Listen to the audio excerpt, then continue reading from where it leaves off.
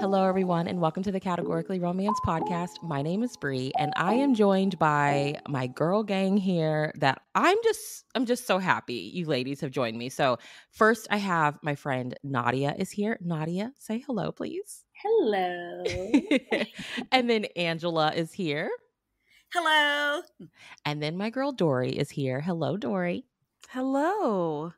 And you three joined me for this month's books club. So if you're new to the podcast, every month we pick a books club. We don't read the same book. We just come up with an idea. Everybody picks their own book that they want to read that fits into that idea. And then we come together and talk about it. And for this month, we focused on Harlequin's Kimani line. So Angela, you have read Kimani before, correct? Yes. Okay. Dory, was this your first Kimani or no? This was my first. Okay, that's always exciting. And Nadia, was this your first? This was my first, yes. Oh my God. Okay, this is going to be so fun. So some of my notes before I get into the questions, because I have a lot I want to talk to y'all about. So I always like to do some background. So Harlequin purchased Arabesque. It's called Sepia, I believe. Is that how you say it? Sepia? Is it Sepia or Yeah, Sepia? I think it's Sepia. Okay. Sepia and New Spirit. They purchased those from BET back in 2005. And this purchase resulted in Harlequin's Kimani Press imprint.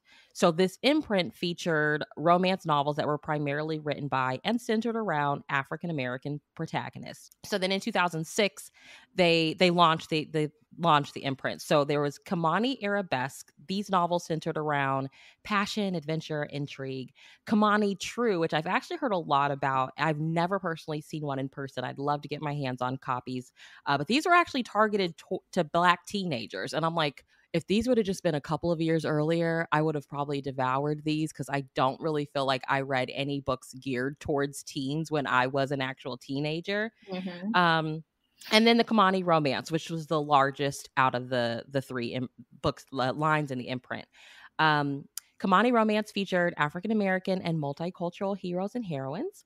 They released 4 titles every month. And so when it released, it was kind of a divisive decision. And this kind of leads into one of my first questions I want to ask you all. So it was a divisive decision to create a line dedicated to Black romance.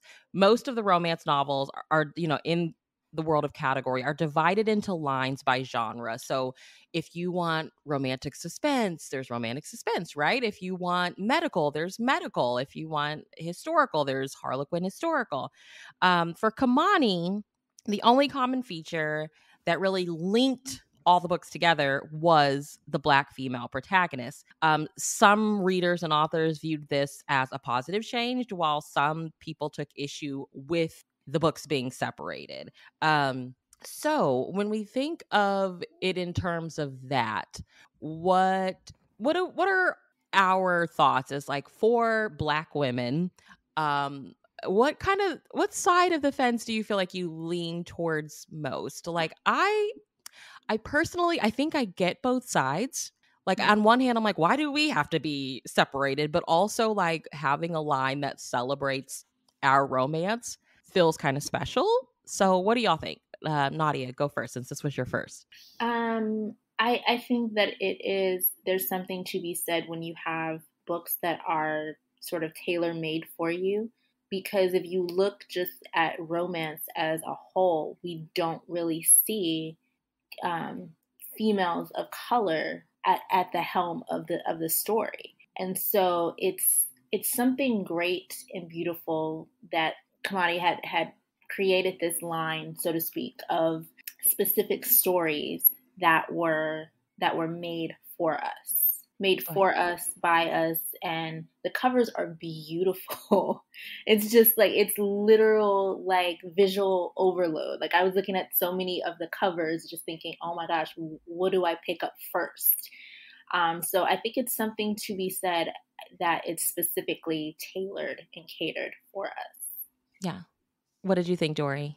I see both sides as well. I like that there is a line where what you're getting, and you know that if you're a Black woman, you're going to see yourself represented. I love that. It makes the barrier to entry, I think, to romance into category a lot lower. If you want to recommend books to someone or things like that, I think that it's great.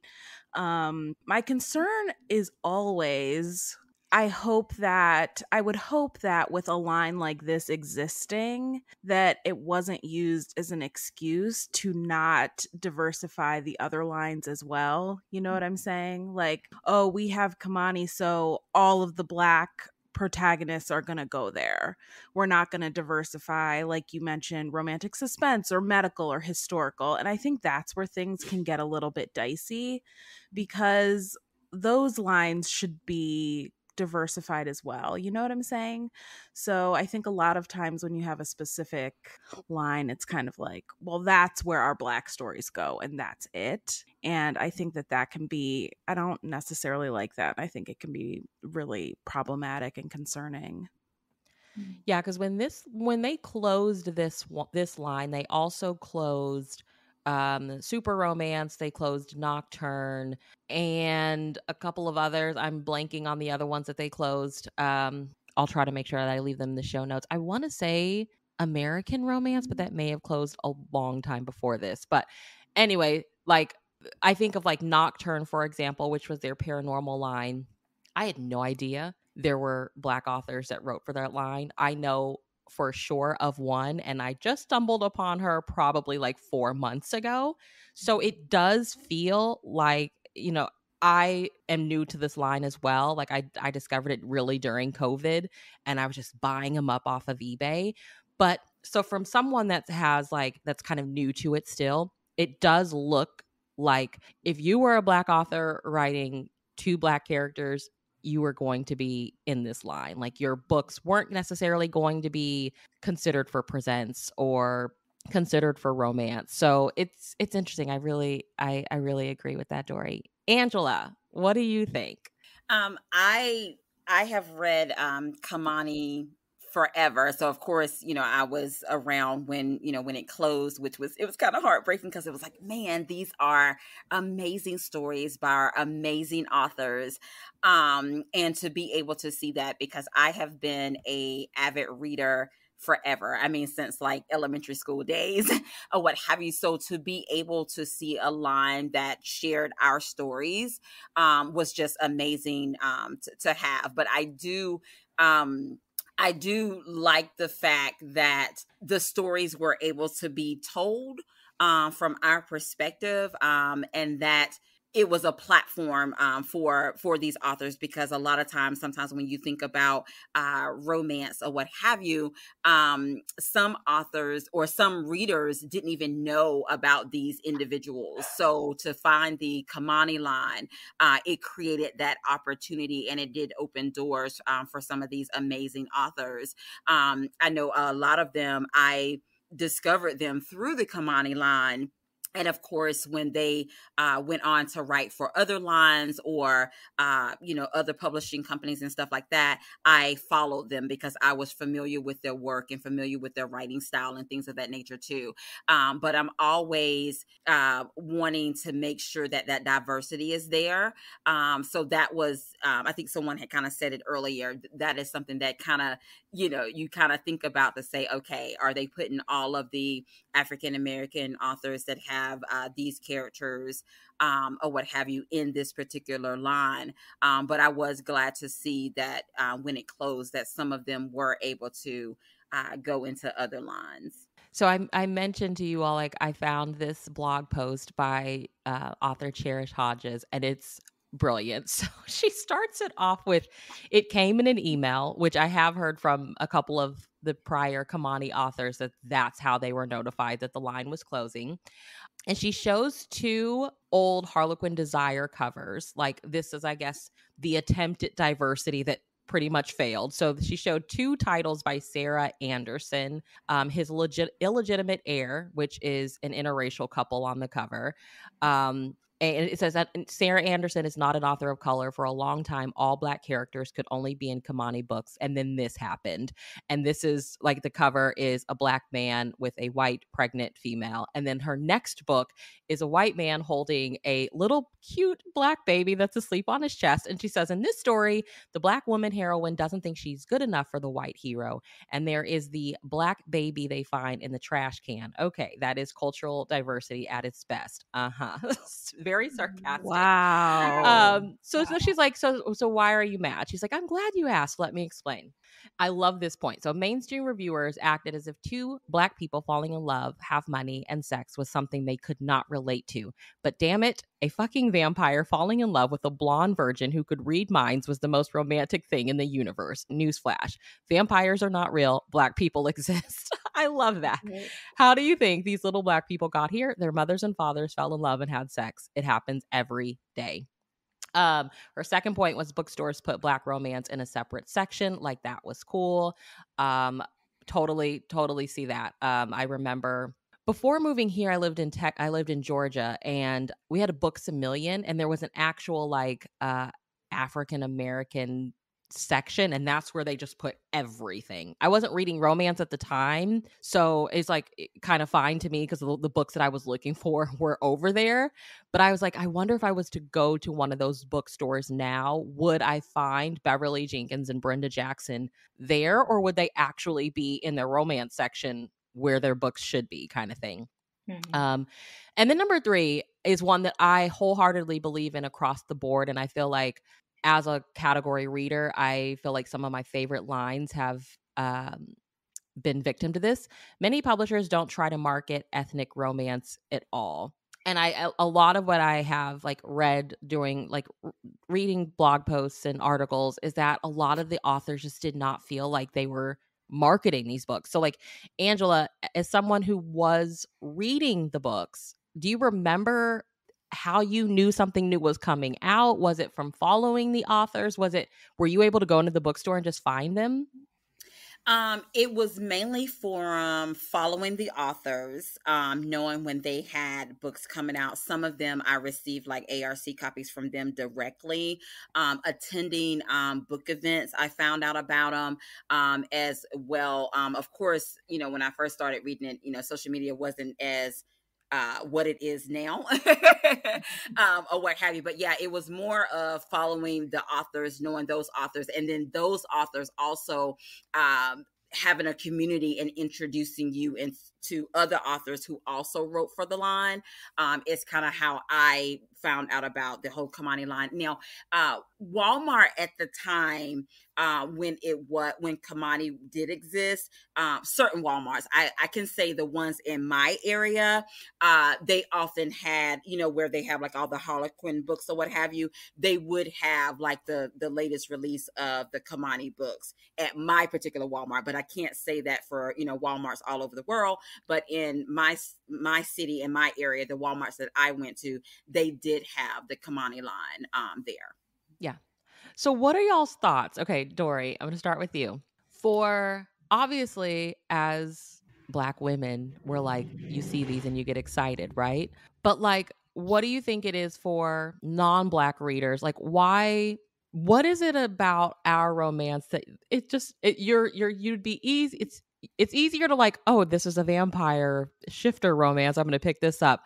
But this Black romance isn't. I'm not going to be able to relate to that. What do you think it is?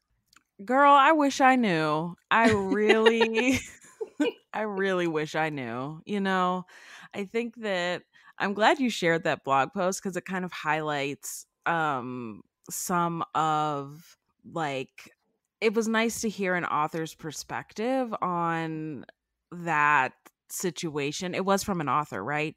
Yes. An author wrote the blog. Yeah. It was nice to get their perspective because I think you never really know what's going on behind the scenes. And it's fascinating to hear, years later, like, oh my goodness, like these books weren't getting the attention they deserved. Because I was looking through and there are so many great stories. And I feel like part of the problem is people not knowing that they exist. And so if you are a Black woman and you want these Black romance stories, you've got your ear out, like you're looking for those types of stories.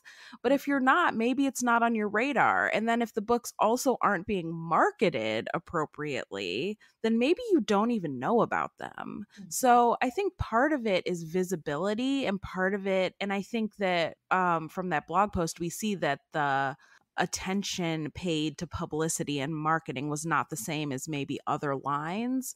And so people might not have even known about these books, and then, but I really wish I knew. Like, I really don't. It's frustrating to me, that when people don't read or watch TV, movies, whatever, diversely, it frustrates me. And I wish that I knew like the secret code to get people to try new things. Maybe it doesn't reflect their life, but they still can find stories that they love. I mean, we've been doing it forever, Yeah. So it's definitely kind of a sticking point for me, and it frustrates me, and I wish I had the answer. I really do. What do you think, Nadia? I agree. I think that it's, we don't live in a just black and white world. We live in a world where we have all types of people, all types of ethnicities and shades of color and everything. So why wouldn't we want to see that depicted in a book or a television show or a movie that we're watching? I think that it's sort of, if I could say, quite ignorant to not consider that there are other cultures that want to be seen on the page. As an author, when you're sitting down writing your book, what kind of world are you seeing? Are you only seeing a world of white, or are you seeing a world of different, of diversity? Because when you walk outside your front door, you see all types of people, right? So why wouldn't you want to see that in a book? I remember reading an article that Naima Simone had written, and she said she had to actually change one of her book covers because in one of her, I think it was a football series, and on the first cover, she had a Black football character. And that did not do well. Her publishers were kind of just like, yeah, that's not going to sell. And so she literally had to change the cover because she was being told that won't sell. But she was saying, but my characters are Black. They said that doesn't matter. What you see on the cover, people are going to judge what they see on the cover, and they don't want to see a Black male on the cover. That hurts. It hurts because you think, okay, but that's someone's husband, that's someone's brother, that's someone's father. Like, don't you want to see that? Don't you want to see that? So it is, I echo, it is very frustrating. And if you don't know that it's out there and you're looking for it, then why not let that be known? Hey, this is what's available if this specifically is what you're looking for. Right. I hate that, that's not going to sell. Mm-hmm. We're not going to be able to buy what you don't put out. So Right. that's always interesting to me. Mm-hmm. What do you think, Angela? For me, and the first thing that comes to mind when Dory and Nadia was speaking is wow. I mean, 3 letters, wow. It's sad. It's disheartening to know that we have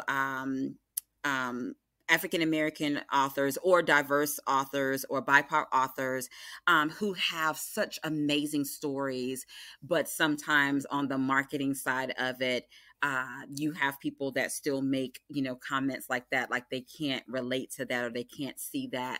And I feel like it's, as an African American influencer and book reader and book lover or what have you, I feel like we have to work extra hard to make sure that those stories are out there, that the diverse stories are getting the attention that they need. I am an eclectic reader, and I read, I read diverse authors and stuff. I read, Caucasian authors and stuff like that. But one thing that I have found is that, and you guys can relate to this, is that a lot of times it's not the BIPOC authors that are not trying, because a lot of times we read their stuff. We, you know, if that makes sense, like we'll read their stuff, but then when the tables are turned, it's like they're like, oh, well, I can't relate to theirs. Does that make sense? Mm-hmm. And Yep. I wish that eventually we will get to a place where everybody feels that there is room at the table, no matter what your you know, race is or what have you, that a good story is a good story, if that makes sense. Yeah. So yeah, but just thinking about what Nadia said and Dory said, yeah, the word wow just still comes to mind, that in 2023, we are still fighting that battle to be heard and to be seen. Does that make sense? Absolutely. Yeah. One of the things from author Cherish Hodges' blog post, again, she said, romance is romance. She said, you know why I didn't read romance for years? Because I got tired of stretching my imagination to turn white folks into black folks. If I had to do all of that to enjoy a story, then I might as well write my own. So I did. And at the time of this blog post, I think she'd written 3 Kimani romances. So when do you all, like, looking back on your reading experience, do you remember the first time you read a book and realized you saw yourself, or the first time you read a book and you're like, I haven't seen myself? Like, either or, like, whatever comes to mind. Nadia, let's start with you. Gosh, I think I read so many non-BIPOC authors for years because I didn't see any available other than maybe like the adult, like Beverly Jenkins books, or that my mom was just like, yeah, you're too young to read those. Yeah. So I didn't really see myself on the page until I was an adult. Yeah. And that's it. I mean, it's sad to say, I'm 36 years old, and that's literally maybe 10 years ago, 10, 15 years ago. And so I didn't really see myself. So once again, I would have to imagine, hey, this character looks like me, or hey, this character looks like my siblings, or I would have to imagine it because I didn't see it. And then once I did see it, it was because of Bookstagram and social media where I would come across these indie authors and that I didn't even know existed until social media, because I didn't see it. I didn't see them on the Target bookshelf or the Walmart bookshelf or the Barnes & Noble bookshelf, and I literally had to look everything up online because they were not readily available in retail. And it was both exciting and yet sad that I'm just like, okay, I'm in my 20s and I'm just now discovering all of these amazing BIPOC authors and these characters of color that look like me and look like my family. It was a weird experience, really weird experience. Yeah, I'm one of those readers that when I read, I am the main character, right?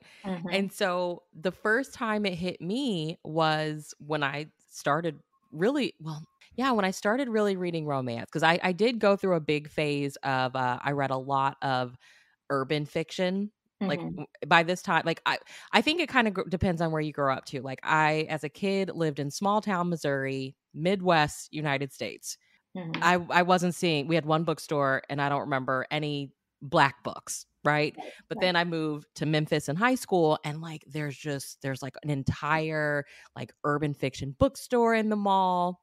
And I remember feeling like I was friends with the main character then, but then as I got older and when I started reading romance, I was like, oh, I am the main character. And it was when I read Alyssa Cole's An Extraordinary Union, that was the first time that it hit me that I was like, I can actually really be her. Like I can just be myself and be this main character versus like reading a Daphne du Maurier or reading a Debbie Maycomber, and it's very much a white heroine, and I'm just like really having to like change up so much to make it feel like it's me. Does that make sense? That makes sense. And I agree. I remember I came across this book called Midnight by Sister Soldier, I think.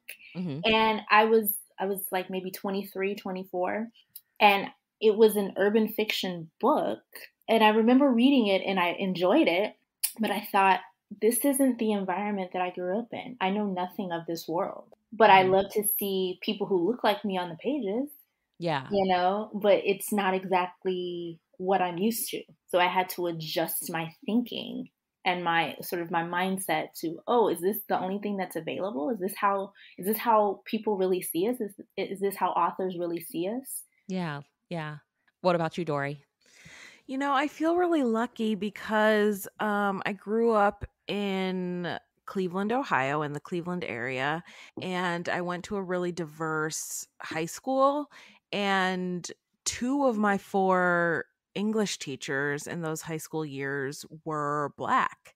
Oh, that's awesome. And it was amazing. And so they assigned us, reading plenty of Black fiction. We read Maya Angelou and Toni Morrison, and I think that really shaped my reading, right? Like I kind of had it ingrained in me to look for Black authors, to look for authors of color, and I've always been an avid reader, and so I've loved reading about experiences that were different from my own, and seeing the world through different perspectives. So I think I was really, really lucky in that way. I started reading romance when I was an adult, so like late 20s, early 30s. And I remember first getting into romance and thinking like, oh, I really like this. I want to read more. And so I would look at, I would research best romance lists on different websites and stuff, different blogs. And I vividly remember looking at those best of romance lists and not seeing like any Black authors ever. And I was always like, that seems suspicious. And so I realized that like as a romance reader, and this was, years ago, I think things have changed quite a bit, but I think when I started, like I really had to actively seek out authors of color, and like they weren't being highlighted as featured authors often. And so that's always how I've read romance. I've always kind of gone out of my way to find authors of color and read diversely. And I think that not everyone does that, and not everyone should have to. You know what I'm saying? Like you shouldn't have to be digging to read diverse stories. They should be available and marketed and featured and present. And but when I started, I vividly remember feeling like I had to dig a little bit. Like Kimani was around when I first started reading and I didn't even know about it. Yeah. So I was reading the books now and I'm like, I would have loved to read these when I first started reading romance. I would have loved to have these stories. And I remember that I would even go into the library and, get a lot of physical books. And I don't remember seeing Kimani in the featured, little romance section at my library. None of that. So, I think that a lot of times, especially previously, you really had to kind of make a concerted effort to find the stories where you saw yourself represented. What about you, Angela? Yes, I definitely agree that you had to and still have to sometimes make the effort to actually search out these books with characters that look like you. I have, as I stated earlier, I've been reading a long time, so I remember when I was younger, a lot of the characters that I was reading about, they didn't look like me, or what have you. And I remember in I want to say it was in middle school, I think, when we read Sounder, if I'm not mistaken. And I remember in high school when we read Maya Angelou's I Know Why the Caged Bird Sings. And then I want to say I was in middle school when I picked up Roll of Thunder, Hear My Cry. So those are some books where, the characters like looked like you. But as far as like romance, I was more in my adult years when I found a romance novels of characters that look like me. And I definitely will have to say and give props to author Jacquelin Thomas when I met her in person, and she is amazing, by the way. When I met her in person, I know she opened my eyes to a lot of African American authors. A lot of these authors were a part of the Kimani line as well, and I was like, wow, there are a lot of amazing stories out there that I can now, read in addition to other stuff that I like to read as well, because I'm a pretty eclectic reader. So yeah, it was more in my adult years when I discovered that there were romance books that were being written by BIPOC authors and with characters that looked like me. Well, I think that the world of like Kindle and Kindle Unlimited has just been such a game changer. I think there's so many amazing Black authors in that space writing Black romance and celebrating Black romance, and it's beautiful to see. I just like I'm still very much like, I go to the bookstore, right? I love to just go into Barnes and Noble, and I'm like, I want to see more of them here, but I also love that they're able to do their own thing. They're able to write the books and tell the stories how they want to tell them and how often they want to tell them. So while it sucks that the line is gone, and I think the part of like the line being gone that sucks the most as a reader is just you don't see a lot of the authors. So from duke.edu, their site, they did a post about it, and they said, although Harlequin indicated that it would welcome Kimani authors to submit their work to the other lines, some evidence shows that the racial diversity of authors writing Harlequin romance novels took a steep drop after Kimani was discontinued. So just rattling off the top of my head that I can think of. So like Angela, you mentioned Jacquelin Thomas. So we do have Miss Jackie. She writes for Heartwarming and Love Inspired Suspense. We have Reese Ryan, who's, been writing for Desire, but Desire's closing. We had Nadine Gonzalez. Nadine Gonzalez wrote for Kimani and Desire, which again is closing. Deborah Fletcher Mello wrote for, like, we do have some, but there's still so many that I'm like, where did this person go? Where did this person go? It just kind of seems like when the line ended, they stopped, and they just kind of moved on. And it's like, there's so many of them that I would have loved to see writing in Presents, writing romantic suspense, or, love inspired, heartwarming. Like, it's been interesting to kind of keep up with them online and see like some of them just are doing nothing. A lot of them are doing indie, which is great. But yeah, it's like, where did they go? If you were going to offer it to them, where are they, kind of thing. So it's almost like if we did not have social media the way that it is, like these authors and its readers would really be even more disconnected. Like we would not know, where would we look? Because if we were waiting on to a local library to keep it in stock, or books, local bookstores to keep it in stock, then we would be up a creek. There is an independent bookstore that opened up in Pasadena this year called Octavia's Bookshelf. And so it's all diverse books that I had never read before. Some of these authors I'd never even heard of before, and I'm getting to read them for the first time as an adult. And I'm just thinking, if I had this sort of store available as a teen, I would have been introduced to so many different writers. One thing that I kept coming across was that when you kind of separate it and make it its own thing, there's the idea that it's like a niche. Is that how you say niche? Is it niche or niche? It's niche, right? Niche. Yeah. Niche. So when you like separate it and make it its own thing, it becomes like a niche, right? Like paranormal, Black romance. And it's like, Black romance isn't, I don't feel like it's a niche. It's romance. This is just what the characters just so happen to look like.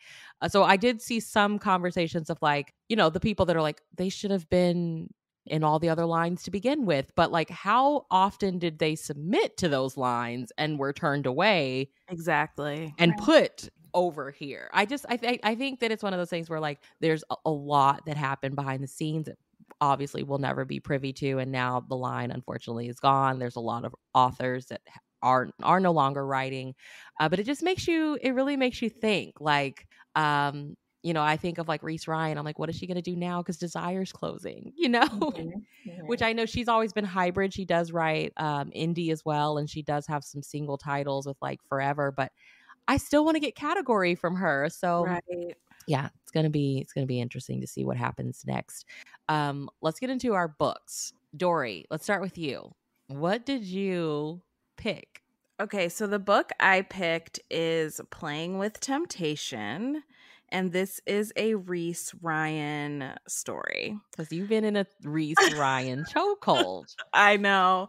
I mean, her foot is on my neck and she doesn't even realize it. Like, so the truth is, I was never really a category reader until I met Bree. Well, I'm so glad that I I brought you to know. the bright side. You influenced me. So I thought of myself as like a contemporary reader.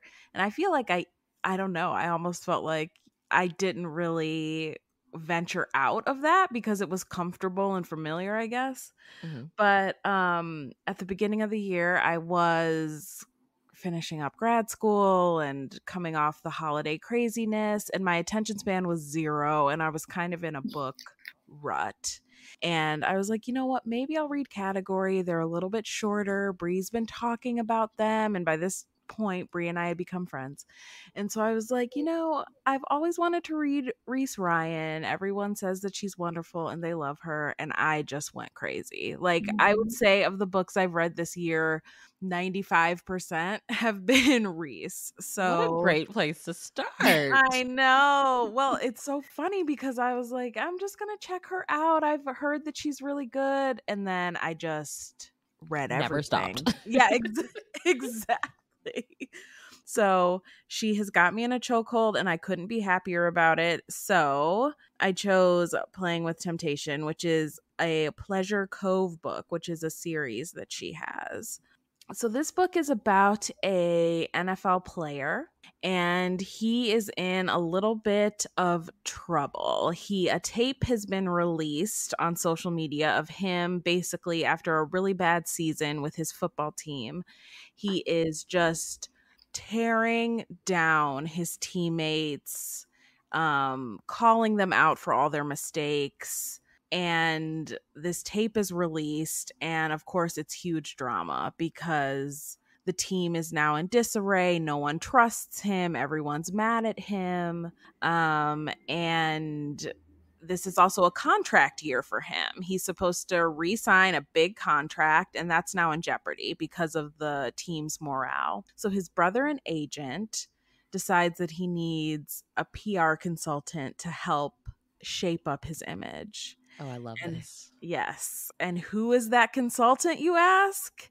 It is his ex-girlfriend and the mother of his child. Oh, snap. I didn't see second chance romance coming. Yes, this is a sports romance. This is a second chance romance, and I love it. And what I love about category is, you know, they get right to the story. Right Like, to there is it. no dilly-dallying. They get right to it. So the first chapter of the book is literally him having dinner with his brother, and he walks in and there is his ex. And he's like, oh, hell no. Oh, like, I love this it. is Yes. not, I am not doing this. And she broke up with him. So he is in his feelings about it. He is really hard on her and really mad at her still all these years later. And you realize that he's really upset because he's still in love with her, right? Yes. So the book is really about how they navigate this scandal together and how they find their way back to each other after all these years apart. It's been 7 years since they broke up. So they've both grown and changed a lot, and they've been through a lot. And as with everything I've read by Reese Ryan, it was truly a delight. I will go back and read the rest of the series. And yeah, I love a sports romance. I'm a sucker for a sports romance, so this was perfect for me. And I love a second chance romance too. Yeah. So this was so wonderful. So many tropes, like second chance, sports. Yes. Them having to work together leads into like close force proximity. Oh, there is lots of a forced lot. proximity. Yes. I A loved it. project. I love a project. Like, we gotta fix Mhm. you. Yep. I know, Love kind it. of like a reformed bad boy situation a little bit. I mean, just every time a new trope popped up, I'm like clapping my hands. I'm so excited. I'm like, keep them Yes. coming, Reese. Bring them on. But yeah, I would highly recommend this. And when I got it, it still might be. It was $1.99 on you could buy it on Amazon Kindle. So Okay. check it out. Reese, if you're listening, I love you. Thank you for saving my reading this year. But thank you, Reese Ryan, for showing up yet again. Yes. She kills it every time. She kills it every time. She's so good. Okay, Nadia, what did you read? So I was going through my Libby app, like God bless my Libby app, because Yes. they really have a lot to offer. So I'm absolutely in my Billionaire phase, right? If it has a billionaire in it, I will read it. Like Okay. that. I'm not mad at it at all. That is definitely my thing. So I came across this book called Tempting the Billionaire by Niobia Bryant. Yes. And so basically, you have this self-made billionaire named Chance, and he is suing his ex-fiance for her part in the breakup of their $1 million wedding. And so he hires this lawyer named Nosy, and they are having to work together on this case. And there's a lot of attraction going on. They kind of run it within the same circles, and it's in the Dominican Republic. And so it's, when I say there's so many like close proximity, like new love, workplace romance, it's great. It is great. I really enjoyed I think I just fell in love with the premise of the book. Automatically, as soon as I saw the cover, I'm just like, yep, absolutely.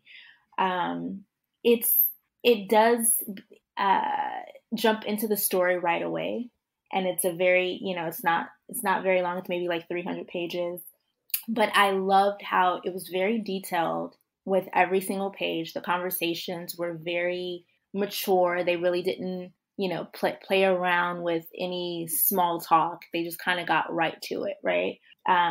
But the one thing that was sort of hindering the story, Nosy, she's an attorney, and she said, I will never, get involved with a client. And Chance walks in, and she's instantly attracted to him. And she's just like, well, there goes that. Goes out the window.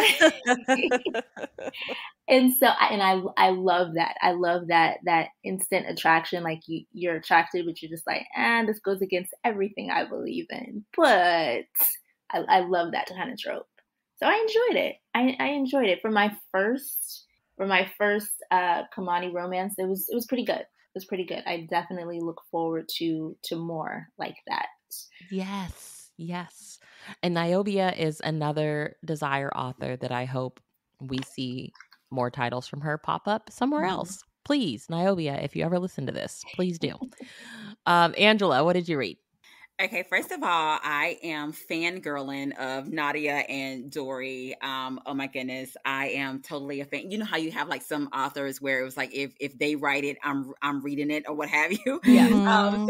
So and when Dory was talking, I was super duper fangirling over Reese Ryan. I am totally a Reese Ryan fan. Yes. Oh my goodness, I have read so many of Reese Ryan books, just amazing.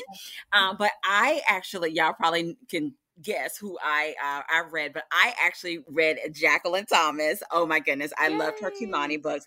And the funny thing about it is that she had one of the series that she had was the Alexanders of Beverly Hill, and I read the entire series, but I realized that I didn't read book 2. I was like, oh my goodness. So girl, how do you skip the second book? Out of the 5. Right, out of the 5. I'm like, how did I miss book 2? I've read all the books in it or what have you. So I went back and grabbed that one, and it was amazing. Basically, the story is one of the daughters, and they have what they have the Alexander DePaul Hotel, and they actually inherited this hotel where in book 1, their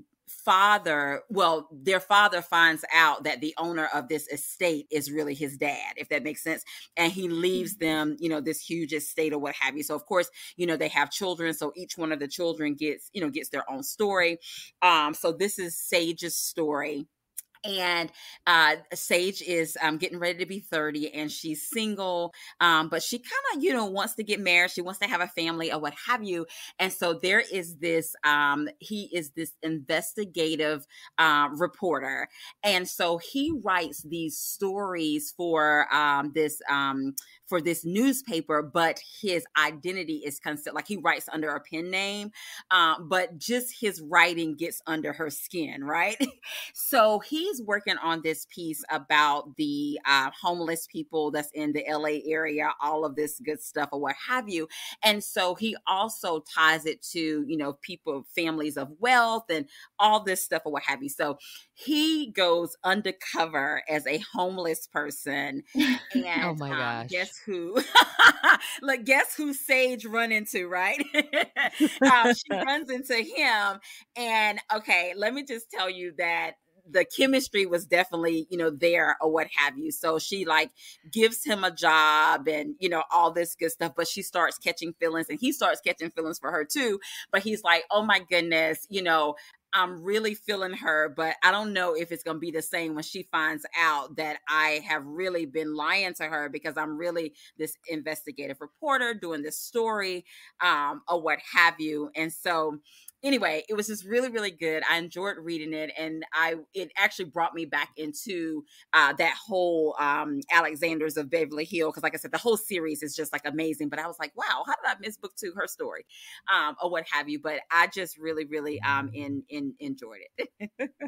That sounds delightful. I know. I'm so here for that. I love an undercover. Okay. Yes. Me too. Look, and it's like the plot thickens, because it's like, I was like, man, when she finds out who he really is, right, especially when they was catching feelings, for each other, or what have you, was just amazing. So yeah. love it.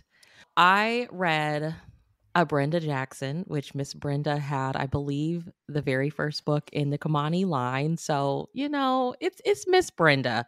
They came out swinging. I love that. I read Bachelor Undone, and it's actually the 3rd book in her Bachelor's in Demand series. I was like, you know what? It's June. I wanted something beachy, and this literally has the beach on the cover. So I was like, that's what we're going with. Thank you, Miss Brenda. Back in the day.